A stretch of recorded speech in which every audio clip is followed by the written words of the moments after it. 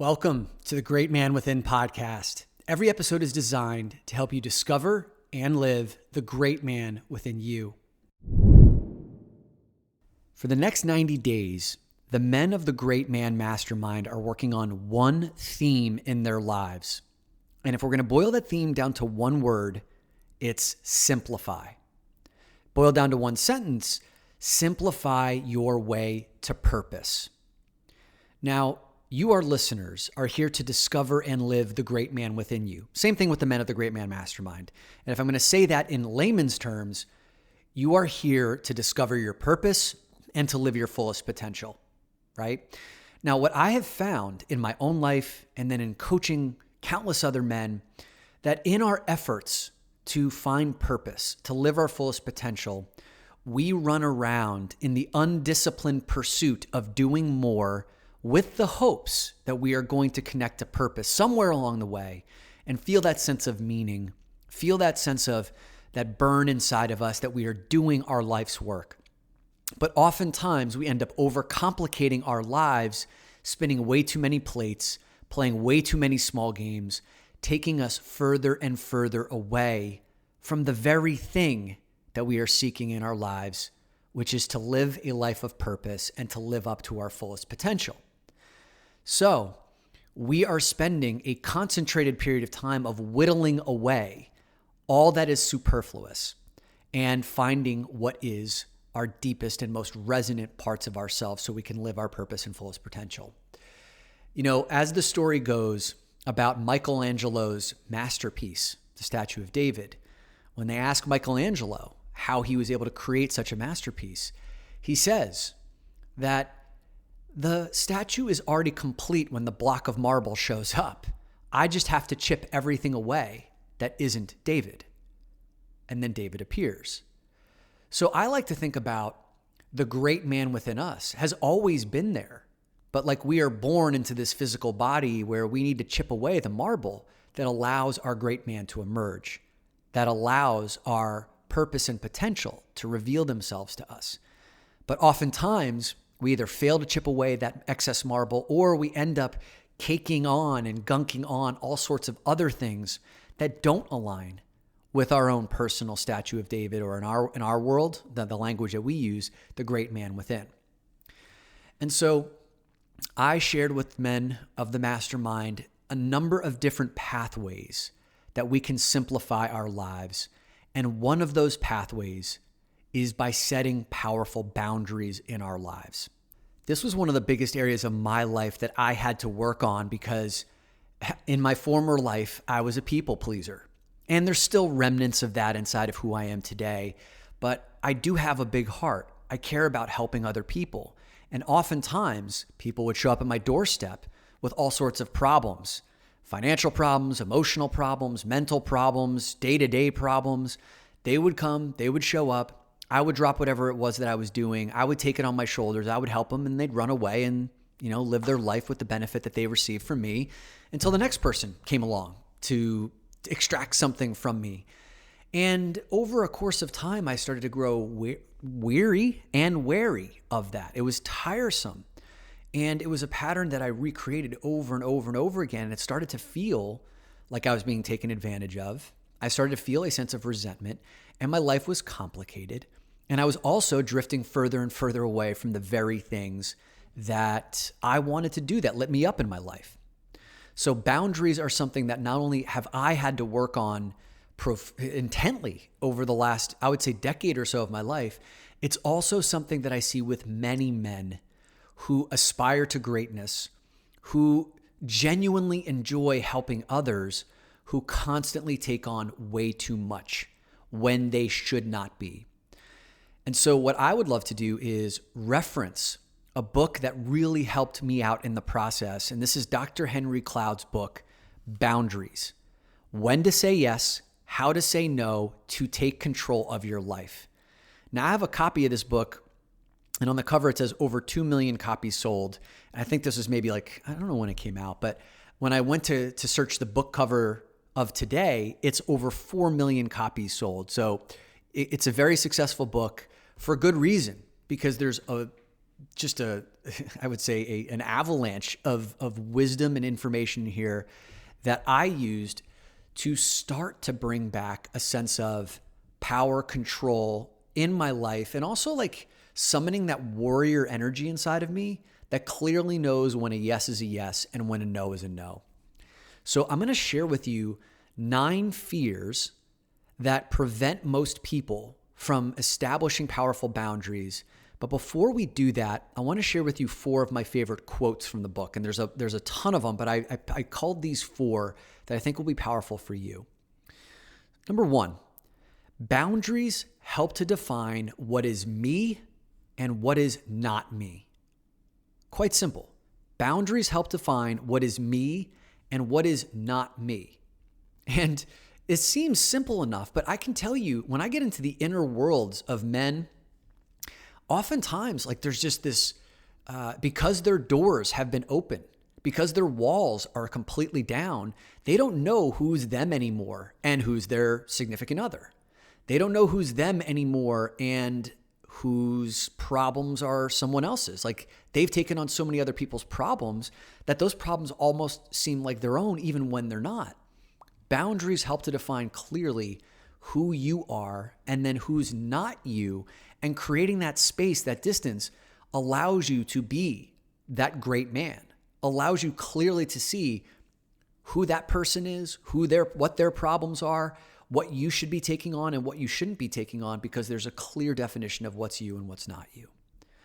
Quote number 2, boundaries keep the good in and the bad out.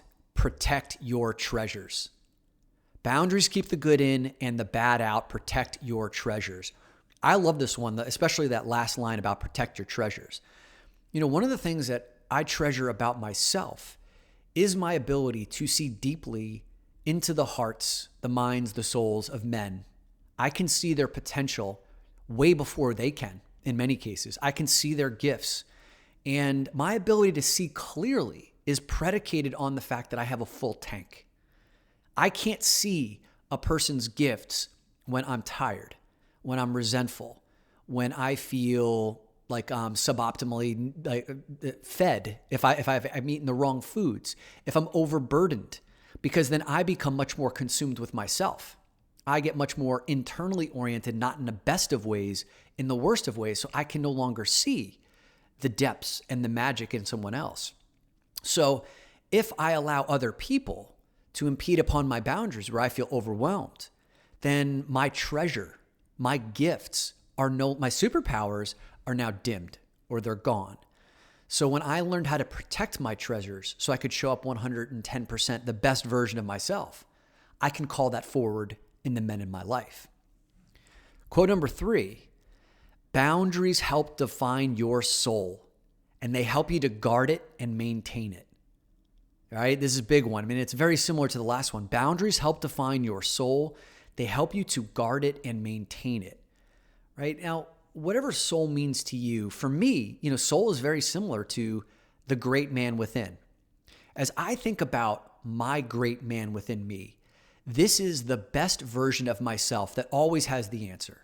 The great man within me never is lazy. He doesn't cut corners. He doesn't take the easy road. The great man within me is compassionate. He can see when other people are trying to harm me and recognize that it's not about me, right? He's the one who's patient. He's the one who's loving. He's also the one who's self-compassionate. My great man is the man I aspire to be 100% of the time. And even if I can get to 25 to 30% of the time living that great man, or my soul, as we're defining it here in this context of boundaries, then I'm living a pretty damn awesome life. And other people around me benefit as a result. So I want to protect that great man. I want to, even though he doesn't need much protecting, right? It's almost like I want to protect this version of me so I can live that great man more and more often. And boundaries help to define who that great man is, what your soul is, and then to maintain it and live it more often. And then finally, and I like this piece here too, because so let me just read the quote here. Boundaries are not walls, they have gates. Boundaries are not walls, they have gates. And what I think is super important about this is when we decide to build boundaries, oftentimes one of the fears is that we're going to be too rigid. We're going to keep other people out. We're going to become too selfish. And this is not the case. When you have gone from a place of just having no boundaries whatsoever, where people are just picking at your bones and taking from you, where you can't regenerate yourself, the natural inclination is to go the 180 degrees opposite, which is to build like this huge stone wall that no one can get over. And then there's a whole other series of problems with that too, right? There's no more intimacy. There's no more connection. That's not what we want either.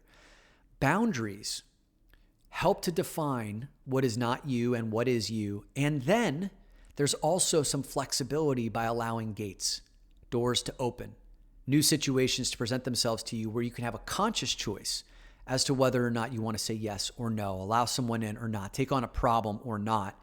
And that gate allows you to discern whether or not you want to take it on. But it's with a conscious choice now, not just saying yes to every single thing that comes your way. So I love that part about not being rigid and just building walls that no one can get over, but having gates that gives you the flexibility of choice.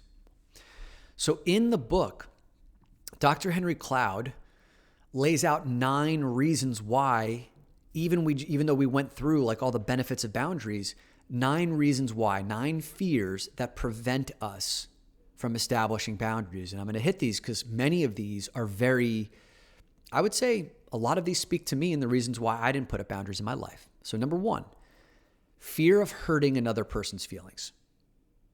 One of the things that come to me quite regularly now that the podcast is pretty big, it's global, and a lot of men are resonating with this, I'll get people who reach out to me who want to schedule time, pick my brain, talk about stuff, share some of their stories. And if I had infinite time, I would love to speak to every single man individually who reaches out because he resonates with this message. Like there's no bigger honor in my world than to get someone who reaches out to me. And in the past, I would have felt really bad about saying no because I didn't want to hurt that person's feelings, make them feel like they're unimportant. And at the same time, I recognize if I'm playing this game of helping 10 million men wake up and walk on this path of doing inner work over the next 10 years, then there has to be some sort of boundary to say, my time is of the essence. And yes, it may hurt a man's feelings when either I can't respond to him or I have to say no to that request, but I can do so in a way that makes him feel seen or honored, or at least at the very least shows him respect, right? And so when I got over this idea of hurting other people's feelings and recognizing that I'm prescribing to a much bigger game to help more of humanity, then that boundary was something I was able to put up and to feel good about. Fear number 2, fear of abandonment, right? If you say no to someone, then they'll leave you. This could happen a lot in romantic relationships, right? They want something from you. You don't want to do it, so you acquiesce to it. And then you do it over and over again, and you start to feel resentful and obligated to do that thing. But because you're not doing it because you actually want to, you're doing it because you're fearing that they may leave you. Same thing with clients. I could tell you how many times we said yes to clients who didn't deserve what they were asking for, or they treated our service teams like shit when I was at Prudential. There were some people who really should have been put in their place, clients of ours, but we feared they would leave us. And oftentimes that led to them treating our service teams in a substandard way, in a way that we shouldn't have stood for. But we feared that they would leave. So we didn't put up that boundary and we got taken advantage of over and over again. I got better at that later on as I became more confident in setting boundaries. And in some cases, that behavior changed. In other cases, those people left, and good riddance. Fear number 3, a wish to be totally dependent on one another. This is one I can't really relate to, and I don't know if I can speak too deeply to it, but some people have a codependence, right, issue. Now, like having gone through 4 years of Sex Addicts Anonymous, you start to learn some terminology. I learned that I was one of those guys who was an avoidant. And avoidance oftentimes pair up very clearly, very, very closely with codependence. So an avoidant, me, for most of my life, was someone when shit would go down, I would want to run away. The codependents would want to completely engulf themselves in my world And from a polarity perspective, that worked until it didn't. So some people here, I would imagine the fear that prevents that boundary is like their wish to be codependent. Sometimes codependency is about filling a hole that feels empty and bottomless, and that you can't fill yourself, that someone else has to fill it for you. And people fill it with work, people fill it with other people, and oftentimes it leads to an absence of boundaries. I know many people who have holes in their belief systems about themselves who become workaholics, thinking that that's going to fill that gap, and they become completely dependent on work. Therefore, they have no boundaries, which is why they work 72 hours a week, can't turn off their phones. Right? I see this quite regularly. And the fear of if I lay down a boundary or say no, or I want to take a weekend off, and then work pops up again, they say yes to it because they're afraid that either they won't seem committed to the cause, or someone will fire them, or they won't be up for the next promotion. These are reasons why boundaries don't get established. Fear number 4, which I can very much relate to, fear of someone else's anger. Saying no to someone who may be more powerful than you. Saying no to someone who may fly off the handle. Saying no to someone who may have mental health issues, and you fear sending them off into a spiral and being the cause of that, and then them coming back and lashing out at you. I can certainly relate to this because I'm not someone who is prone to bursts of anger. And I don't go to those places very often. And when I do, I'm not, in many points of my life, I didn't know how to harness my anger to stand in and engage with someone who was angry without losing my own shit in the process, and either saying or doing something that I couldn't walk back. So I would avoid it, and I would allow someone to take advantage of me because their anger made me feel afraid of standing up for myself.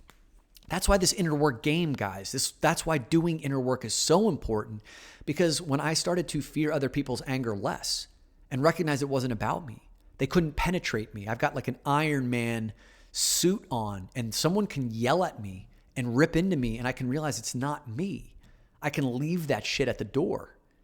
That I was able to stand up for myself and create the boundaries that allowed other people to have their reaction and me to not walk away with any of it.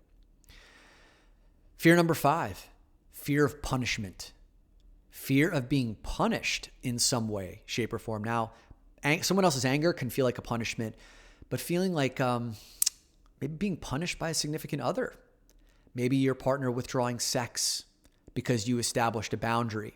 Maybe you didn't like the way that they react emotionally and you let them know it. And then they punish you by withdrawing affection, punish you by withdrawing sex.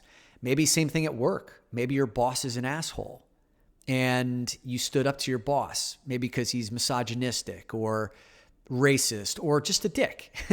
And you stand up to him, lay down a boundary, and then you fear he may punish you with withholding the next promotion or your next bonus. So you let that shit slide, right? I know I've done I've bitten my tongue in many cases before because I feared the punitive reactions, but all the while allowing my soul, my great man, to suffer every time that happened. And I'm not playing those games anymore, right? I'm standing up. And there's plenty of times where I don't, but I'm definitely standing up more and more the more inner work that I do. And I feel good about that. Fear number 6 is fear of being shamed for setting up a boundary. Now, one of the ones that I see that's most common is where guys don't want to drink or don't want to participate in some sort of, like maybe some misogynistic banter that's going around a group of friends. And the guy says, that's not cool. Or he's like, no, I don't want to have another drink. The fear of being called a pussy, fear of being called weak, fear of being called any other name that like many of us guys have been called throughout our lives for setting up a boundary, being shamed in front of a group of other men who then see you as an outsider. Oftentimes, that's why we go along with things that we don't want to go along with. That's why I have that extra drink late at night, or go to that strip club when you didn't want to and you spend more money than you want to because the guys were doing it and they would ridicule you if you didn't otherwise. So fear of being shamed, you just go along with the ride. Fear number 7, fear of being seen as bad or selfish. So Wanting to take time for yourself, setting up a boundary to say, you know what? This weekend, honey, I need Saturday, I need 4 hours to just spend on my own and to not do anything with the kids, to not do anything with the whatever. To be seen as bad or selfish for setting up that boundary to fill up your tank because there's so much work that needs to be done. The family always needs your attention. You're always working too much anyway. Or if you're a single guy like me, to be able to say no, I don't want to, hang out on Saturday, even though I have no other plans. I just don't want to. I want to be with myself. That could be seen as selfish. And so I'm not going to do that. Well, I have the open time. This person wants to see me. They're only in town for this period of time. But I've learned that if I feel like I would rather spend time on my own versus to spend time with someone who's in town just this one time, and for whatever reason, I just feel like I want to prioritize myself. In the past, I would have been I would have subordinated my own needs because someone else wanted to hang out. Now I don't do that. If I feel, even if I don't have anything scheduled other than just alone time, I don't feel bad or selfish about it because this again goes back to when I live the best version of myself, when I'm living my greatest man, where my tank is full, then my greatest gifts are available to the men in my life who are looking to discover and live the great man within them. But when I'm depleted, I can't see that. I do them a disservice. So I no longer see those no's or those boundaries as being bad or selfish. Fear number 8, fear of being unspiritual. This one's funny. For anyone who's maybe religious or who's spiritual, it's like the spiritual thing to do is always to say yes to the person in need, to always open your doors and allow someone else to come in so you can help them. To if you have the means, you should always be giving those means to someone else when they're in need. And there's a lot of shaming that goes along in the spiritual communities or in religious communities that if you have something and you have something to give, that you shouldn't just freely give it away always to someone else who's in need. And oftentimes I see people who prescribe to that or who feel pressured into that give away their vital life force as a result of it. And then it's the giving tree, right? The giving tree just gets chopped down until it's a stump and there's no more to give. So the spiritual shaming, the religious shaming is oftentimes a fear of why people don't put up boundaries. And then finally, number 9, fear of one's overstrict, overcritical conscience. So by saying no, my mind is now going to go into this tailspin of, was this the right thing to do? Churning on, calculating, am I a good person? Am I a bad person? Am I going to go to hell for saying no? Could I have helped that other person? Maybe you're just being selfish. I've been in those thought spirals before many times, doubting myself, overcritical as to whether or not it's the right thing to do. And I would say that that's almost a part of the game as you learn how to establish boundaries in your life. If you have gone from the gates are completely open, anyone comes into your mental and emotional, spiritual home, physical home at all times, and then takes what they want and need. And maybe sometimes you get a little bit of your tank full, but more times than not, there's a siphoning of energy from your end. It's an imbalance.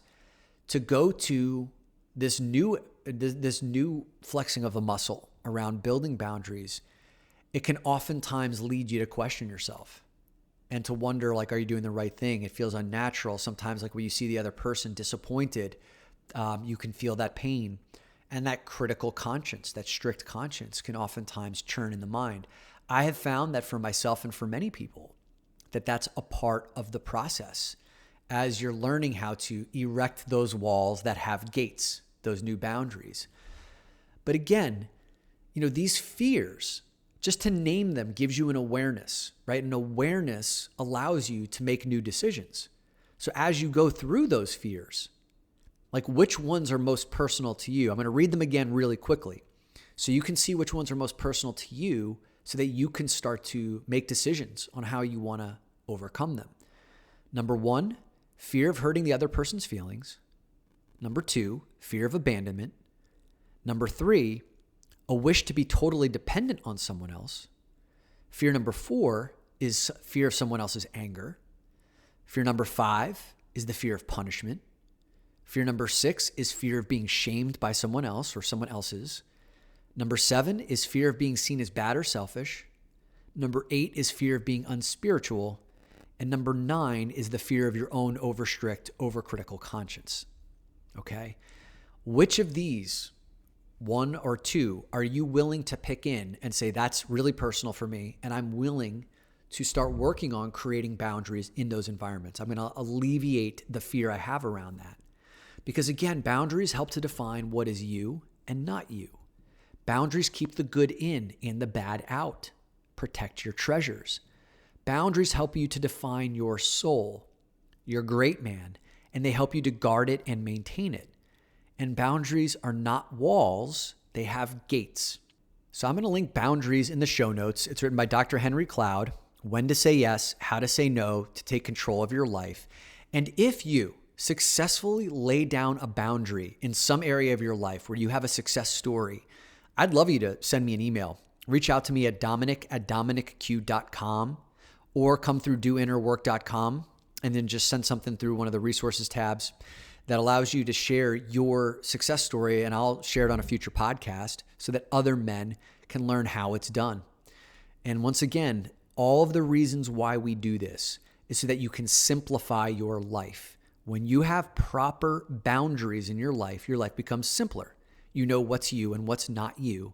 And when your life becomes simpler, you get closer to discovering and living the great man within you. Hey brother, if you want more resources to support you on your inner work journey, then head over to our website, doinnerwork.com.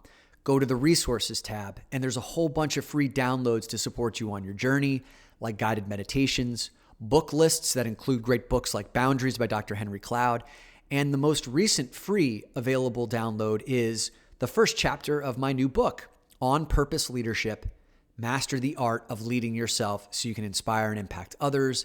The first chapter of that book is available for free download, along with a bunch of other free downloads at doinnerwork.com/resources.